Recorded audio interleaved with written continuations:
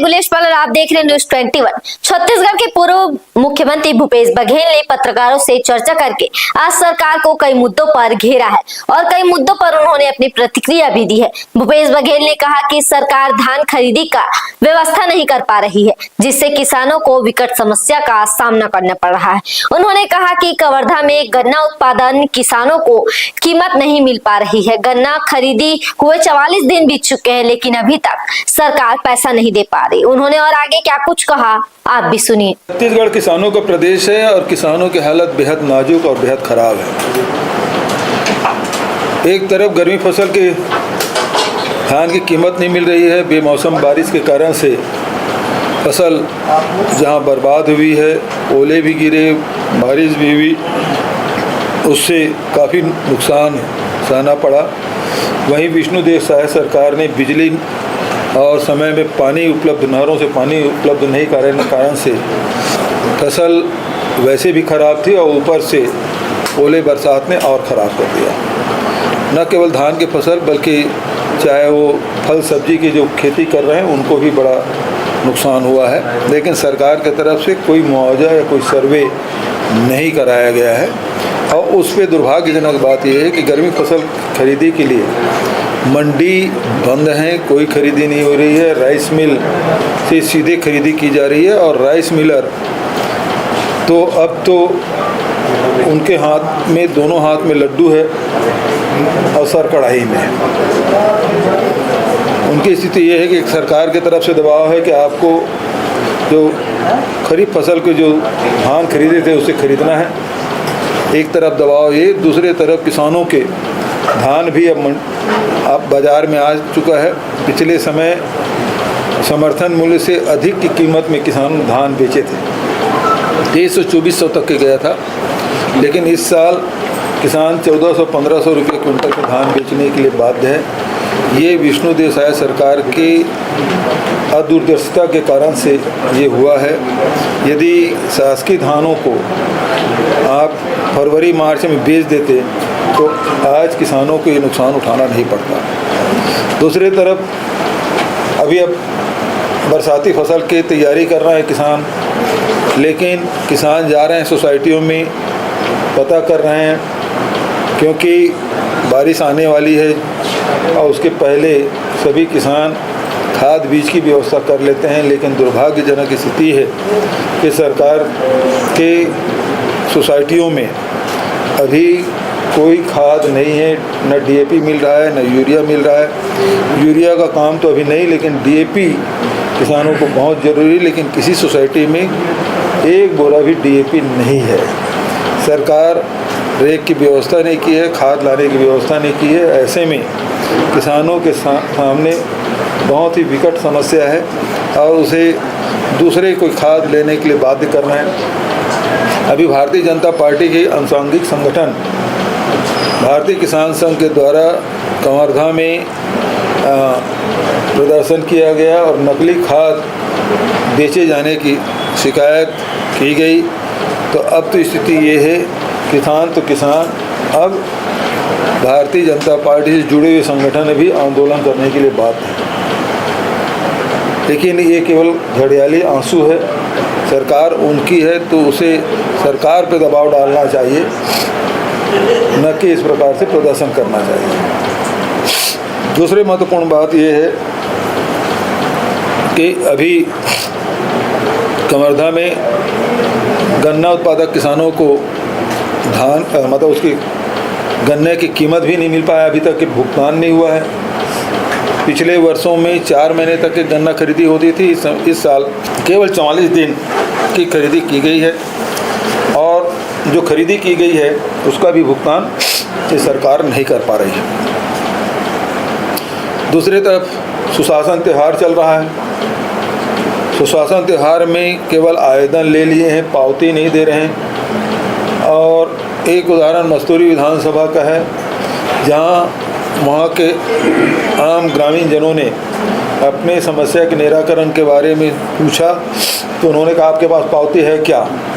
पावती नहीं दिखाने पर वो बोले कोई समस्या का निराकरण नहीं होगा। और ऐसे में वहाँ अफरा तफरी मच गई और वहाँ अधिकारियों को भागना पड़ा। तो दूसरी तरफ वसूली के स्तर आप देख रहे हैं किस प्रकार से वसूली करने में सारे भारतीय जनता पार्टी के लोग लगे हुए हैं।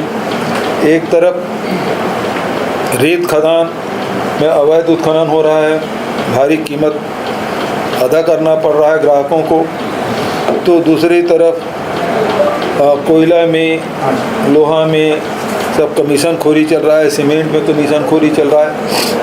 अब तो कमीशन खोरी की स्थिति ये हो गई है, विभागों में भी 30% से नीचे कोई काम नहीं हो, एक तो काम नहीं हो रहा है, स्वीकृति नहीं हो रहा, और 30% नीचे कोई काम नहीं हो रहा है।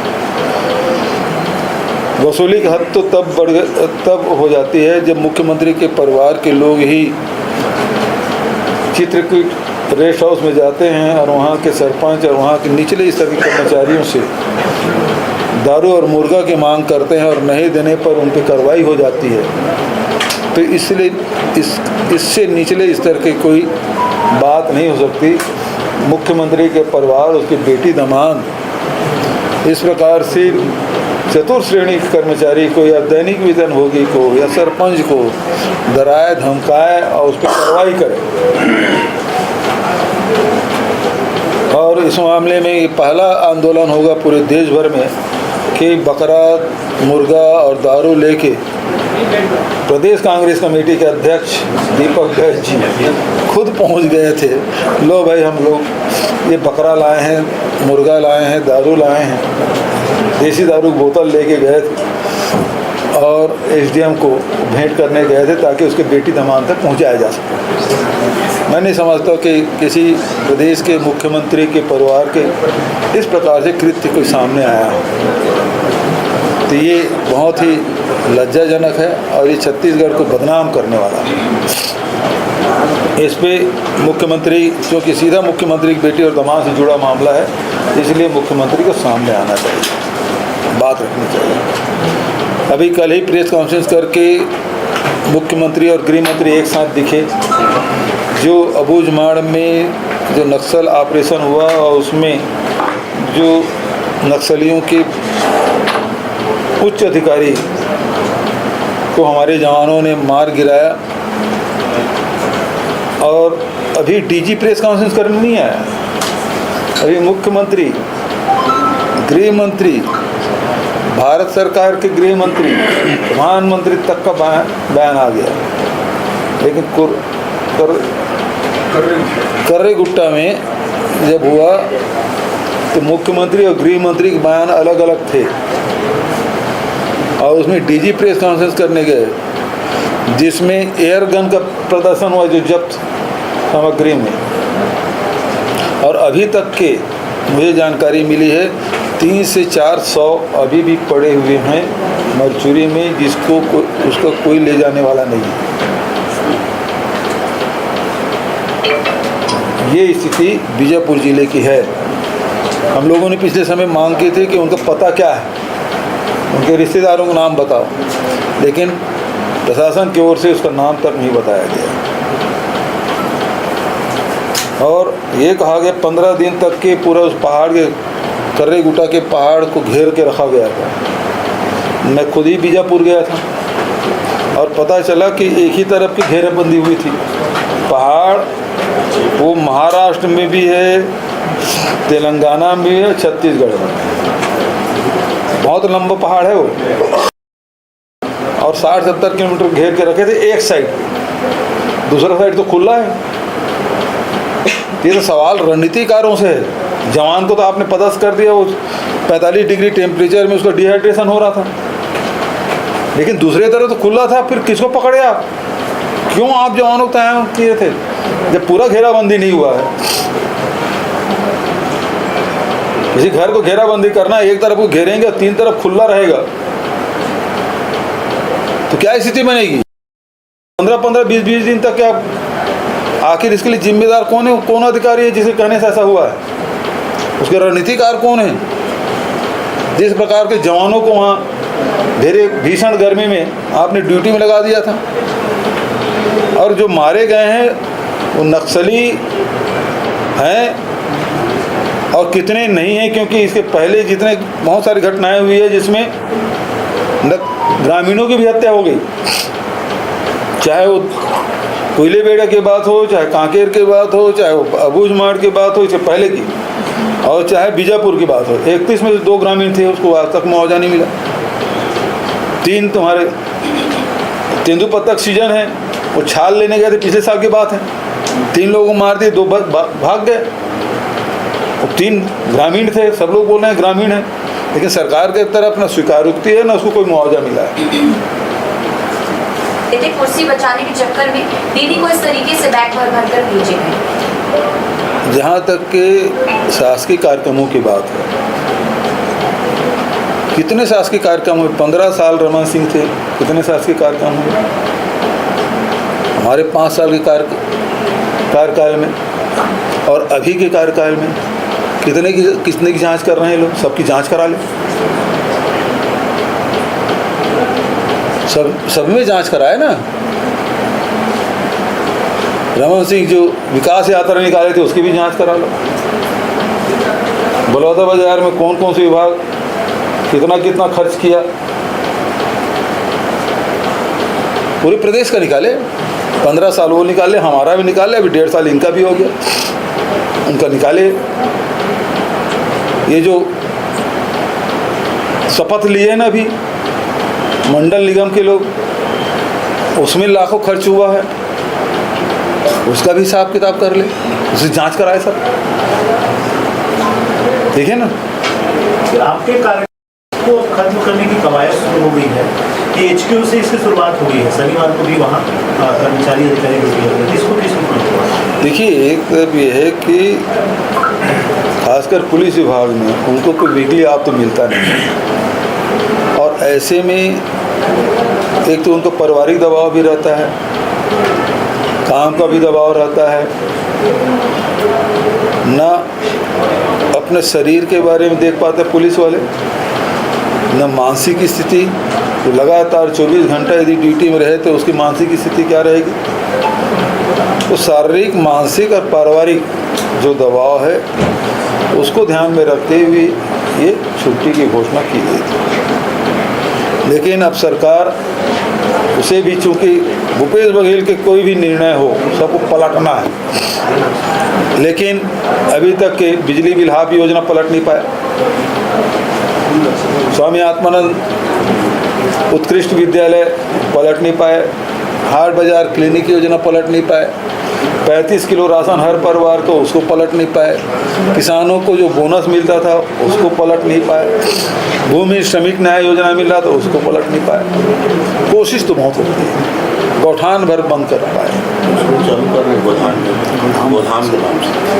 वो कोई नाम से करे, लेकिन उसको अभी वाटर रिचार्जिंग के बारे में आप कह रहे हैं। जब हम लोग नर्वक बात करते थे तो हंसी उड़ाते थे। तो जितने काम हमने कर दिया, वो कोशिश तो होती है कि इसका काम बंद कर दें।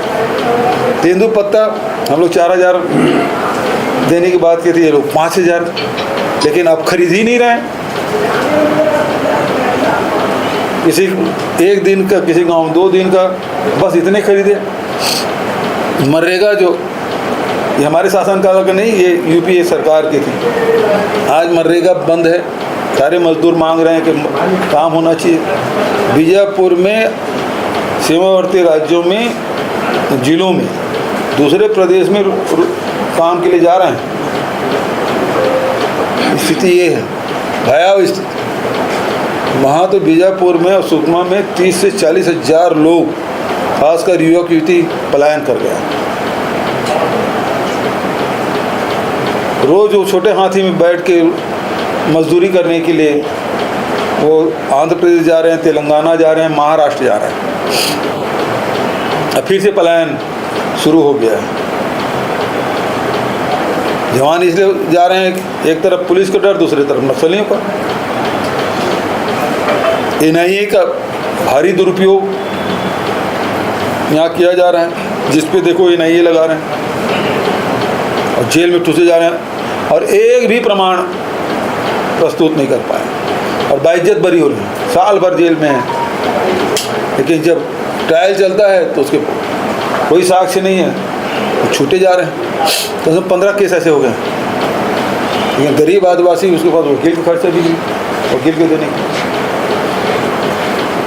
सर निशी ये समझौता किया गया था, उन्होंने लिखा है कि 1991 में एक समझौता हुआ था जिसमें जब कभी वॉर होगा भारत पाकिस्तान के बीच में तो उसकी जानकारी दोनों देश एक दूसरे से साझा करेंगे, तो उसी पे राहुल गांधी पे कटाक्ष किया है। अब निशिकांत दुबे वैसे भी मेंटल है,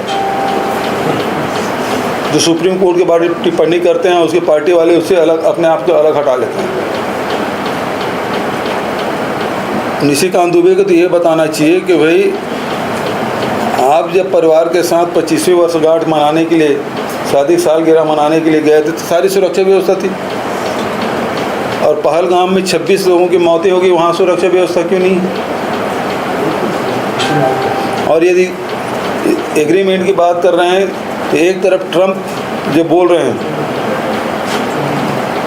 कि मैंने सीज फायर करवाया और कश्मीर के मुद्दे पे बात होगी, जबकि हमला किस पे हुआ है? आतंकवाद के खात्मा के लिए। मुश्किल लड़ाई थी, कश्मीर की बात आ गई, मतलब शिमला समझौता खत्म। और फिर निशिकांत को तो ये बताना चाहिए, पहली बात है पहलगाम में सुरक्षा क्यों नहीं थी, उसे कब हटाया गया। दूसरी बात ये है कि वहाँ लोगों को तत्काल सुविधा उपलब्ध क्यों नहीं कराई गई, डॉक्टरी मेडिकल सपोर्ट क्यों नहीं दिया गया।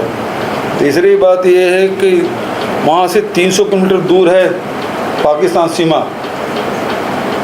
और वहाँ पैदल ही जा सकते हैं, तो NSG है, कमांडो है, तो केवल नेताओं की सुरक्षा के लिए है। वहाँ क्यों नहीं उतारा गया? वो 5 आतंकवादी कहाँ हैं उसके बारे में बताएं। वो ये भी बताया पहलगाम के साथ जो 300 किलो RDX आया था पुलवामा में, वो कौन लाया था, और वो जो DSP पकड़ा गया था देवेंद्र सिंह, वो आजकल कहाँ है ये बताएं। और अचानक सीज फायर क्यों हो गया उसको बताएं। यूट्यूबर्स पर लगातार केंद्र सरकार कार्रवाई कर रही है जो पाकिस्तान के लिए या उस तरह से पोस्ट कर रहे हैं, उसको किस तरह देखिए अभी ज़्यादा लोगों की गिरफ्तारी हुई है भाई, अभी अघोषित रूप से आपातकाल लगा हुआ है। 4 PM चैनल उसको बंद कर दिया गया। पुण्य प्रसून वाजपेयी उसको भी बैन करके रखा था। फिर गुजरात समाचार जो 1932 में स्थापित हुआ, उसके बुजुर्ग जो उसके मालिक हैं उसको गिरफ्तार कर, 25 साल पुराना कोई केस था, उसमें गिरफ्तारियां होगी। तो आज अघोषित आपातकाल लगा है, कोई आदमी बोल नहीं सकते, और कोई सही बात पूछ भी दे, सरकार से सवाल करे कि 2 रुपया के किराए के जो ट्रोलर हैं वो पीछे पड़ जाते हैं। क्या है प्रजातांत्रिक देश नहीं है जिसमें सवाल पूछा जा सके? और पूछना क्या अपराध है इस देश में? सवाल पूछो तो या तो ट्रोलर है वो पीछे लग जाएंगे, या फिर ED, IT, CBI या EOW ये पहुंच जाएंगे आपके घर। अच्छी नहीं होती सर। आर्थिक नुकसान कितना होगा इस बार छत्तीसगढ़? सरकार कुल मिला के किसान विरोधी सरकार है। किसानों के कमर तोड़ने के लिए ये पूरा षड्यंत्र चल रहा है। प्राइवेट में भी DAP नहीं मिल रहा है, सरकारी दुकानों में भी नहीं मिल रहा है, न निजी दुकानों में मिल रहा है। और जिस प्रकार से धान का रेट है, मंडी बंद कर दी है, अब मजबूरी में किसान राइस मिलर को बेच रहे हैं। कल के रोज राइस मिलर उसको भुगतान न करे तो सरकार उसके लिए जिम्मेदार नहीं। मंडी में बिकता तो सरकार बीच में रहता, तो राइस मिलर खरीदते मंडी में तो सरकार की जानकारी में रहता है। यदि उसको भुगतान न करे तो सरकार उसे मंडी लाइसेंस निरस्त कर सकती है, लेकिन अभी कुछ नहीं। ऐसा विष्णुदेव सुशासन। ये कांग्रेस में जिलाध्यक्षों की नियुक्तियों को लेकर कि भाजपा लगातार जो है निशाना साध रही है। भाजपा ये कह रही है कि कांग्रेस में अलग अलग कांग्रेस बन रही है, भूपेश बघेल की अलग कांग्रेस है, TS मेरे कोई कांग्रेस नहीं, सब कांग्रेस एक है। लेकिन ये बताया कि उनका राष्ट्रीय अध्यक्ष की नियुक्ति कब होगी। हमारे तो राष्ट्रीय अध्यक्ष चुनाव हुआ था, हम लोग मतदान किए थे, उनके राष्ट्रीय अध्यक्ष की नियुक्ति कब होगी। RSS और भारतीय जनता पार्टी में बिल्कुल तनातनी है। ठीक है, धन्यवाद। आपने देखा कि भूपेश बघेल ने क्या कुछ कहा और ऐसी आगे खबरों के लिए बने रहिए News 21 के साथ। धन्यवाद।